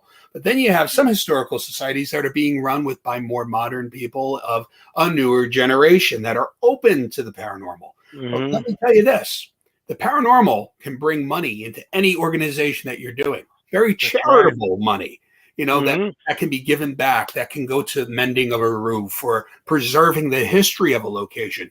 So even if you're not fully on board with the paranormal, as long as it's done in a respectful manner by respectful groups, you should allow it, because it's going to come a time when these older generations are no longer involved with these historical locations. They'll pass away and become spirit themselves and find out, oh, I was totally wrong. There are spirits, right? So they will, now no longer be there. Where is the next generation that are going to take care of these historical locations? Where's that next generation that has that interest in these locations in their hometowns or in their home state or in the country? Where is that generation? People are going to lose that connection, and and you see these events when you go to them that are run by these strict historical societies, where they're selling muffins just to raise a little bit of money, where a paranormal event could bring $500 or $600 for an evening investigation that could be given back to this society that they can do to whatever. And it ignites that passion in the next generation to learn about the history. Now you're getting responses from these, historical spirits or these presences that are in these locations. You want to read about them. You want to read about, say, the White Hill Mansion, right? You want to talk the Field family. You want to know about Robert Field and what happened in his mysterious death that happened out on the Delaware River and how his body. You want to research this. So it ignites passion in the younger generation to know history and to know about what happened at these historical locations that most of the time are in their backyard that they didn't even know existed. That's right. Yeah. Well, they're not even I just want to say hello to Manchester, England. We have you, Manchester, England on. Do. Hello. Hello from New Jersey. Yeah. From Queens, New York. Yeah. From Florida. There you go. We got the East Coast here. We are East Coast, yeah. Well, they're across by the pond. They're across the pond. Yeah. Nice. Hello. Welcome. So did you ever have something that you had to draw that was trying to give you a message to someone at the same time? A message? Yeah, I mean, a lot of the evidential information is part of the message. There was one sketch that really that I did was there was a location in northern New Jersey that I feel was part of the Underground Railroad system. Oh, that's cool. Yeah, and the sketch was of an African American male and I feel that he wasn't treated right. And the sketch kind of shows that. And it kind of jostled me because I'm like, at the end when I had it, I don't really show the image to too many people because I feel like it's Private. very private to how he was treated. So, that's something that I showed the people that lived at this location who had the basement where the Underground Railroad did actually go through, and they have a lot of activity. And since I showed them the sketch, they said that the activity in the basement has kind of stopped. It's not as frequent. Wow. You wonder why. Maybe he just wanted his presence to be known. He just wanted to be known that he was there and that he was someone. Yeah. Yeah. And maybe he just wanted his story told a little bit, showing that, the way he was treated also. And a lot of I think these places that we go into, that's what spirit wants. They want that acknowledgement that I was here, my life was lived here. I had good times. I also had bad times. I had that human experience. So, and as we go in as investigators, it's just telling that, and bringing forth if there's any more information that we could bring forward for you, this is our opportunity, a message that you want to get across, and it's just when we go into these places and you look at them as lives were lived in these walls. And that's why we need to be respectful. And that's another aspect besides intention, and what we go into these places with is respect, because these were someone's home. Right. This was a place that was a family home or a location that this individual cared so much about in life, and why they might be here in death. Yeah, a lot of places, like when we go into, I go in with respect for everything. You go in because the spirit was human at one time, and there were people. You go in and you show them respect, and like a person today. If I go up to you and talk to you, I show you respect. You show me respect back. We communicate. Now I disrespect you. What are you going to do? You're going to rebel against me. So you got to, give respect to get some kind of, And I find that I get more evidence when I'm just talk to them like a person, spirit and everything. I get plenty of EVPs. I get, when I get my videos, on my video, something moving on my video. That's the awesome. That's to me, that's the most awesome place to be. But, you want to go in with respect. And a lot of people to these days just go in there and they especially in cemeteries. They just go in and they do what they got to do. Show a little respect.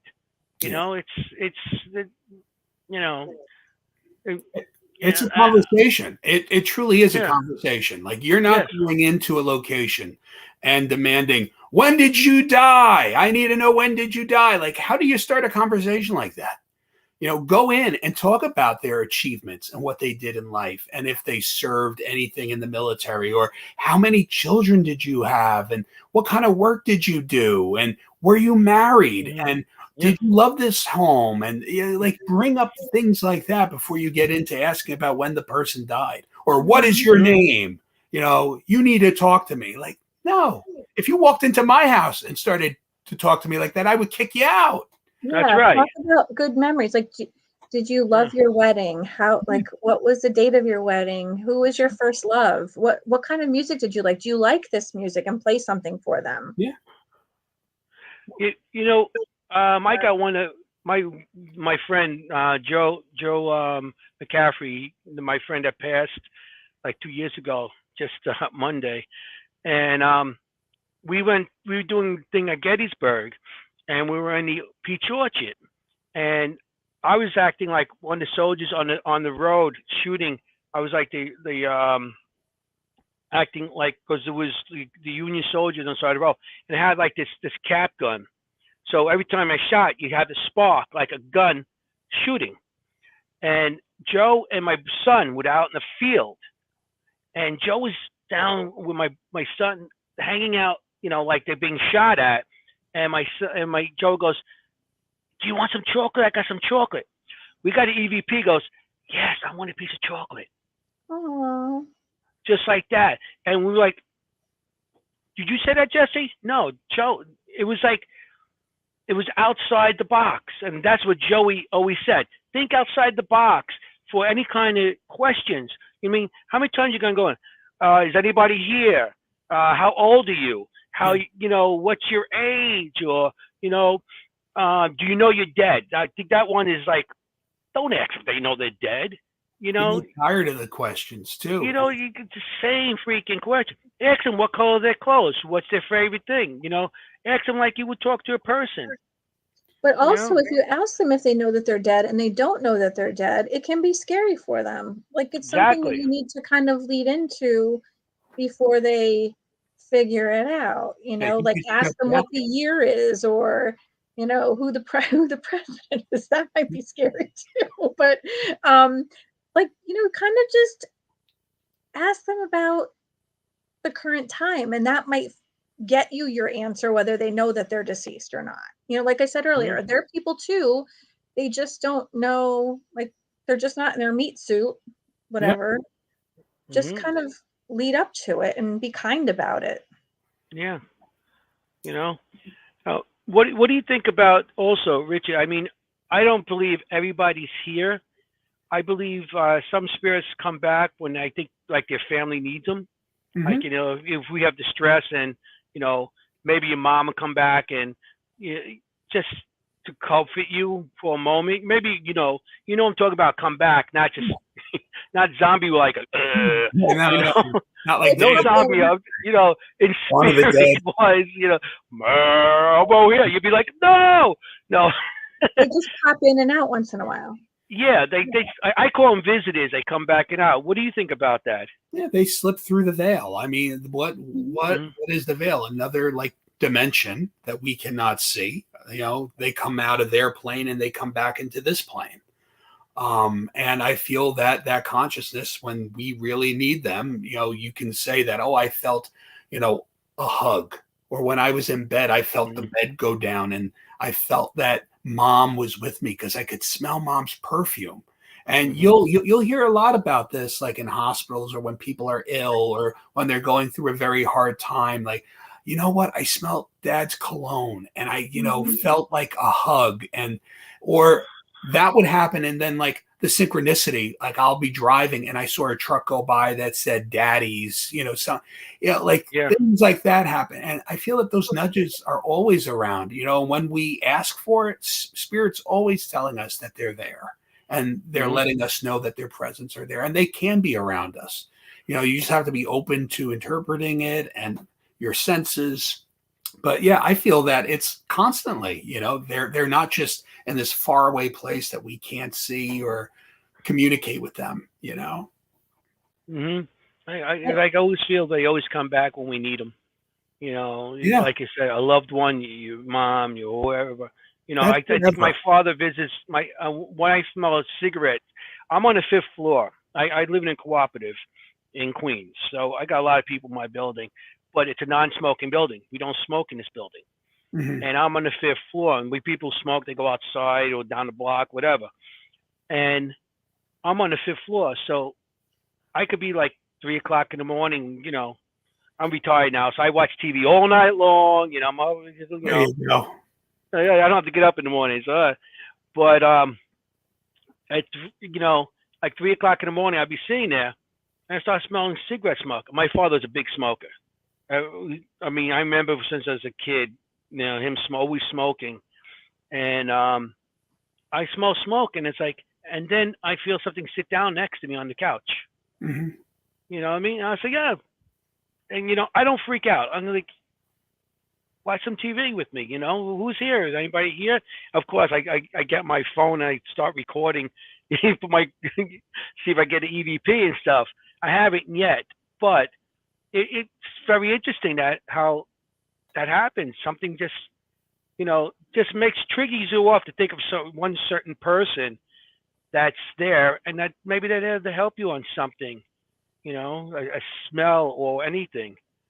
So they're always around us, and they're only a thought away, and I truly, truly believe that. It could be anything. It could be perfume. It can be a voice. You could hear it in your head. A song on the radio, on the radio. It could be pennies, or nickels or dimes or quarters with I dates find on it. quarters all the time around my house or at my mom. We still got my mom's house. My brother and I. We inherited it. My son lives in her apartment. My brother lives on the second floor.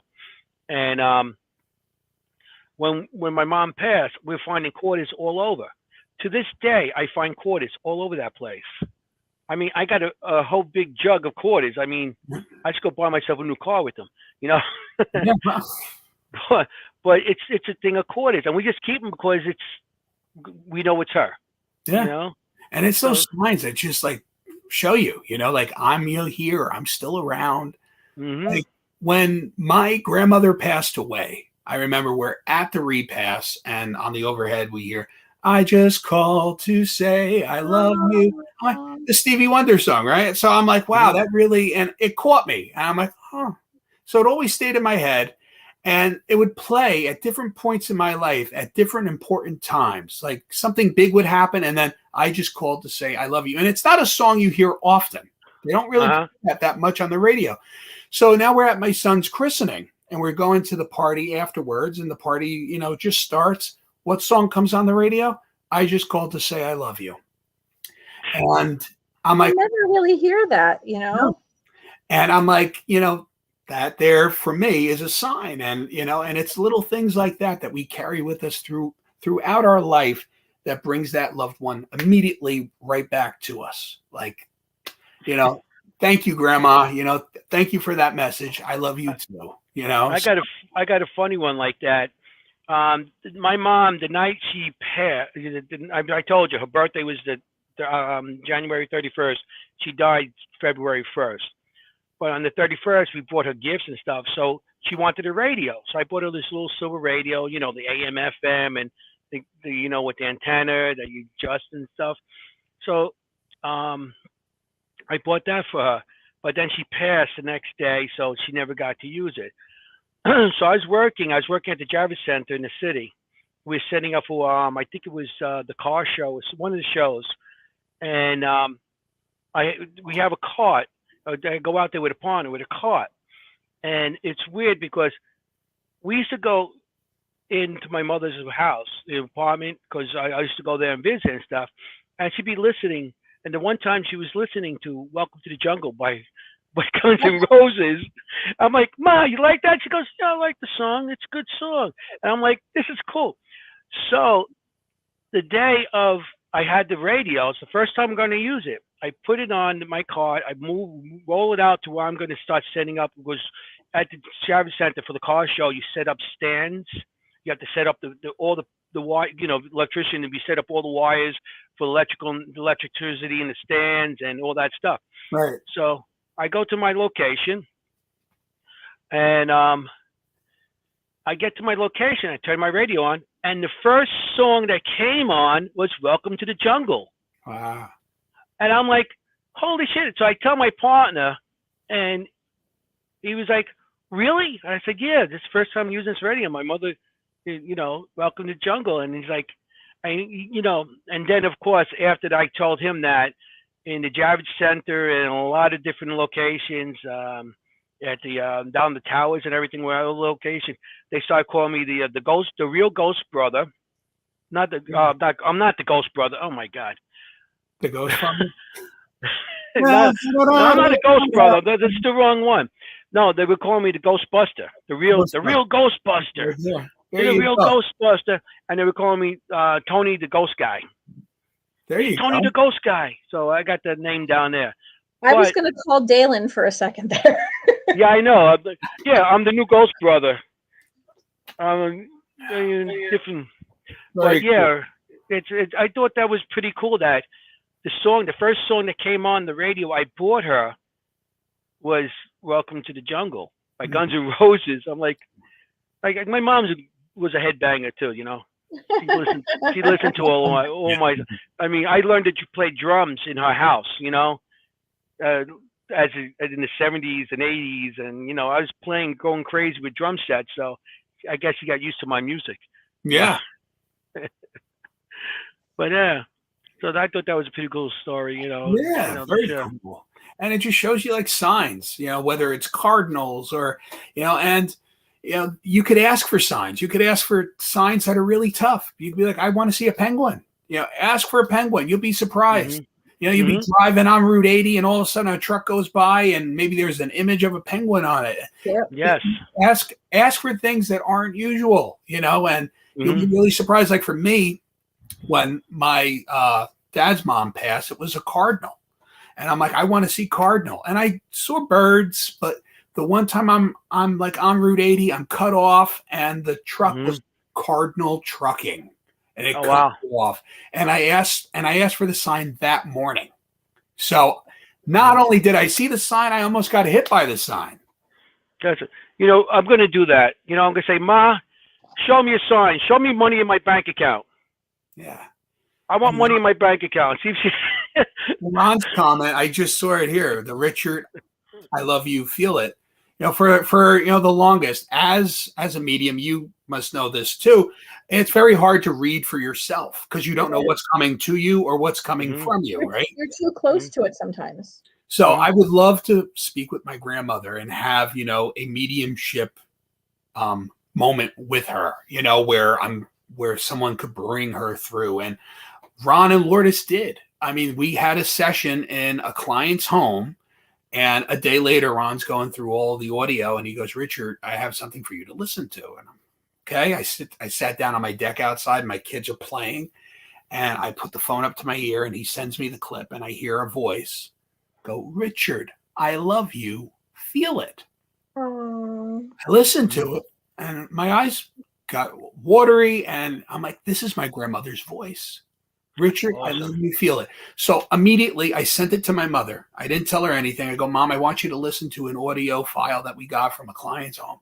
And this message is for me. And she listens to it, calls me right up and goes, Rich, that's grandma's voice. And for her not to have any information to know right off the bat that that's her mother's voice. And it was, 100% it was her voice. Was she totally shocked and stunned by the fact that it was her voice? Or was she like... Oh, totally. Like at first it was like a loss for words. She was like, oh my God, like this is my mother. And I didn't hear that voice for 9 years since she passed away. And it was in that moment through that session that Ron and Lourdes did that. It brought her right back. And that's a question that I always, I'm driving to work in the morning, grandma, grandpa, I talk to my loved ones. And it was her responding, Richard, I love you. Yep. Feel it. And that to me was just an amazing, amazing moment that came out of that session with Ron and Lourdes. And again, for the work that they're doing, this is the closure that they could bring to people, and the work that they're doing to show that continuity is with them. It's true because with their the radio and now with the static, my mother always comes through and Ron's mom always comes through. Yeah. And and when I'm doing a session with them, my mom always comes through. And of course when Ron, is all the time there, his aunt and his mom. And it's when they come through, it's like wow. And we had psychics that listened to their sessions and said, that's what's coming through my head. The same thing what's going through, it's the same thing that comes through my head. It just comes out and says it. And that's how you could verify. So, they're touching stuff that, it's unbelievable. The four of them, Ron, Lourdes, Tony, and Sherry. And I love what they do. I lost my mom. The way she passed away was extremely traumatic. She had a double lung transplant and she was fine. And then about 17 months later, she passed away due to the anti-rejection meds. She quickly declined. All of her autonomic system shut down, so she wasn't able to swallow. She couldn't speak. Her heart rate wasn't being controlled. Everything. It was kind of like she started to have a stroke, but then it was more like parts of her brain were being removed. So it was like a zombie disease almost. It was the PML virus that everybody sees on TV now. So for 7 months, this kind of like quickly sped up, and at the end it was just horrible. So we had to put a feeding tube in her, and like we literally had to do everything for her, and it was really difficult to watch. So like how you said, it's difficult because you were almost too close for them to come and speak to you. Yeah. But I had like the 5 blue jays that would come to visit, and that was my Nana and her sisters, and then the 1 red cardinal that was my Uncle Gene. And I'm like, I'm not really sure if anything's ever going to come to me that's family related. And right before my mom passed away, the week before, I felt something pressed down on the bed, and I could smell her, and it woke me up. And the bed was warm, and I felt something kind of brush against my face, and it was the weirdest thing. It was like a hologram. Like I could have put my hand through her, but it was her, and she was talking to me. And when you're awake because your heart is thumping so hard. And she said, everything is going to be okay, Reen. And then she kind of just went away. The smell was still there. The bed was still warm. The bed was still depressed. I'm still like, my heart's still throbbing.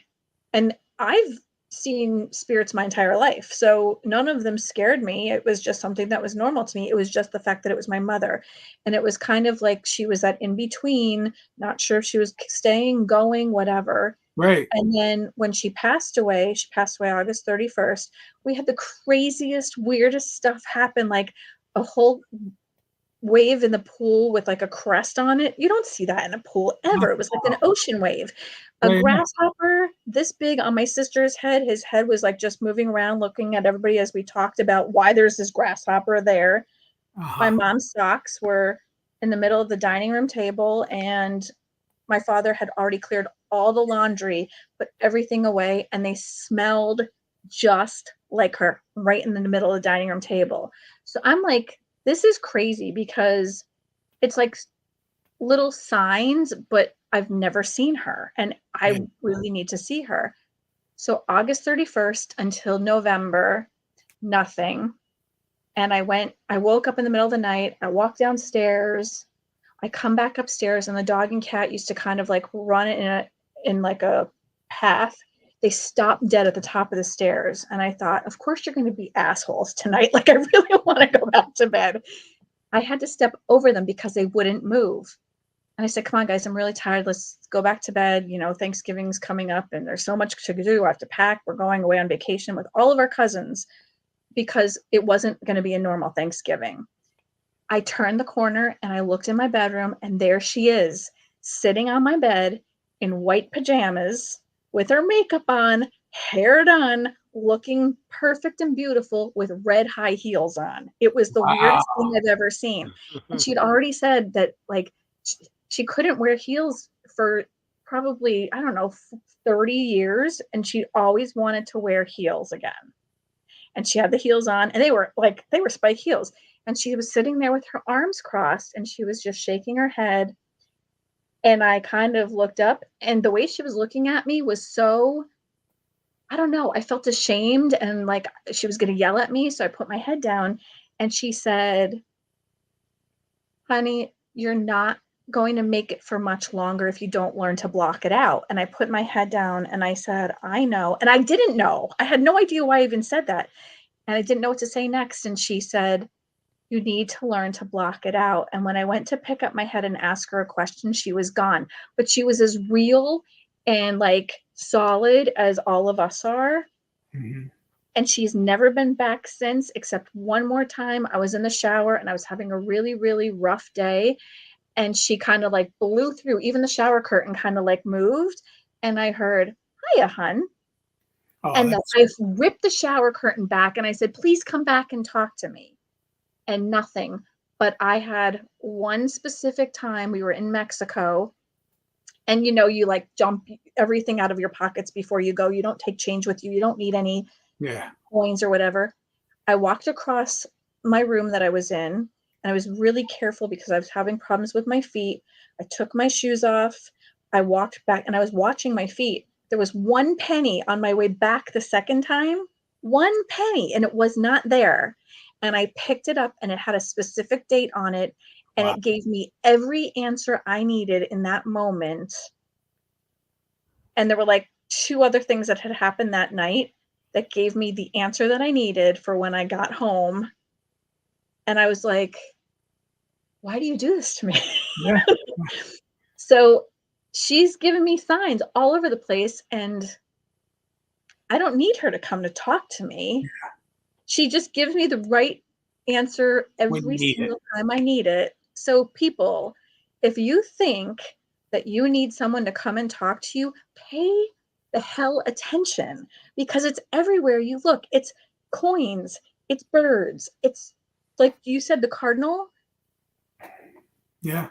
There's cardinals on things. Like I got a Christmas ornament that had a cardinal on it, and no one even knew what that would mean to me. Yeah. It's that communion with spirit. And, you know, I say to everybody, like, as the generations keep going on and, you know, where we are at in the society, we've drifted away from that being in communion with our ancestors, because ancient cultures always embraced it. You know, death was only a point. You know, there were many other points after it. You know, there was afterlife belief and being surrounded by our ancestors, and the pagan culture and their, you know, beliefs in the communion, and the veil is thin, and the Yuletide around Christmas is also another time when the veil is thin, and we are in a closer area to talk to our ancestors from across the veil. So as we're living today, we've kind of walked away from that spiritual connection that we have as humans. You know, and I believe, you know, making that shift and embracing that spiritual path and understanding that we are in communion with them, just like those signs, just like going, you know, being able to consciously connect with them and just talk to them, and understanding that there is that continuity and that we are forever family is just so important. And that connection is never lost, and death doesn't do that. You know, death is just one small phase of our existence. Absolutely. Yeah. I mean, when it comes to death, and it's like all the stuff that we do, we're not going to know till one day that we get to the other side, and what we're doing was going to, you know, we know what the real answers are. Maybe one day we will find out on this side, but as of now, the only answer we're going to get about anything that we do with the paranormal or anything is when we get to the other side. Yeah. And I'm not in a rush to get there. No, you know, I'm not in no rush. I can wait for the answer. You know, I'm not asking cigars and your Vita. It's not any more interesting over there because I've been there. It's not that interesting. It's so much more interesting here. Yeah. So, Richard, do you want to like tell us, since we only have 3 more minutes, give yourself a shameless plug. What are you going to be doing? What would you like to talk to them about with your books or your art or whatever? I got a lot of, you know, books available on Amazon.com. You could also pick them up on my website, richardmoschella.com. I have all my events that I'm doing. There's about 6 or 7 events that are coming up within April and May and June that are listed. Through my website, I also offer readings. So you can go onto my site, you could sign up. And if I have any time available, I would love to do a spirit art session with you. I also offer that. And again, we have that event that's coming up at the Ritz with Anthony. And we're doing an event in Morristown this coming Friday night. So if you're interested, we're doing the historic Speedwell Village in Morristown, New Jersey. And Ron Iacovetti, Lourdes Gonzalez, Anthony Simonelli, and Kim, the Ghost History Medium, will be joining me there. And I'm really excited about that because this is my like hometown area now. So that, so I'm bringing my really good friends in, and I'm curious to see what the people, you know, experience that night between all the different ways that we're going to be chatting with spirit. So not only that, but all of those people wrapped together, you can't get better people. They are the best. Amazing. I love them. So, and it's, you know, great that, you know, that we're able to do this. And I hope that there's more. I just hope that we keep going and we keep providing that evidence. Yeah. Those locations are, next week is going to be fun. Yeah. And I love working with all of you. And we love working with you. You're a great person to work with. And if you get back from Florida, you could come along with us there. Absolutely. I would love that. I've loved talking to you. You're so amazing. Thank you. And it would be my privilege and honor. We love you too, Lourdes. Thank you so much. Thank you for the comments, Ron, Lourdes. We paid you Loki. guys. Yeah. That's Madam Loki. Yes. Yeah. Amazing people. And that's, what this whole thing's about. And what you guys are doing, this podcast and talking about this is how we advance the field, sharing ideas, philosophies, and, letting go of ego. That's huge, and this is awesome. So keep up at it. I love listening to, your shows and all the other podcasters out there. Well, we wanted to make sure that this was an educational thing more than anything, because we want to share a little bit about every subject, not just one particular thing. We want to teach people and open their minds and open their hearts and make sure that it's, kind of different, and there's no judgment here. So we're glad to have you. Thank you so much. We got to go fishing sometime. I know Lourdes wants to go. You're fishing for fishing. We could drag Ron out there, maybe, but I'll take Lourdes. You and Lourdes will go, okay? Could set Ron up with the radio on the shoreline. Maybe he could do his all like we're fishing and see. Well, you guys can go fishing, and I'll go with Ron. You guys sit on the shore. We give you little bamboo poles with the little floats on the end of them. You just pull up little fish and stuff like that. Fly fishing for spirits, maybe. Or yeah, maybe Ron could find some fish. New way of finding fish with his the static thing. Yeah. We go and maybe Ron could find some fish for us. Yeah, or at least find a good spot, maybe that a spirit could tip us off to. Well, Ron and I can play with the ITC, and we can go for beers, and you guys can go fishing. There you go. With beers. Like a date. The beers, yeah. With beers. Not the bears, the beers. So thanks for being on our show again, and I would love to meet you anytime. And it's got to do this again. Everybody. Yeah, absolutely. We will definitely have you back. So remember, at the Ritz and where was it? Speedwell Village in Morristown, New Jersey. You could get that from the county website. Just go Morristown, New Jersey, Speedwell Village Investigation.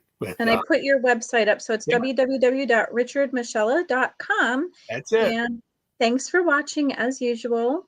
And we will see you again next Thursday. And if you like the show, start hitting likes. We like to hit likes. Yes, please hit the like button. What he said. Hit the like button. Listen to this guy. What he said. Just forget about it. Hey. Thanks for having me, guys. I really appreciate it. Thank you guys. Have a great evening. We'll see you next time. And yes, I'll see you next Friday. Forget about it.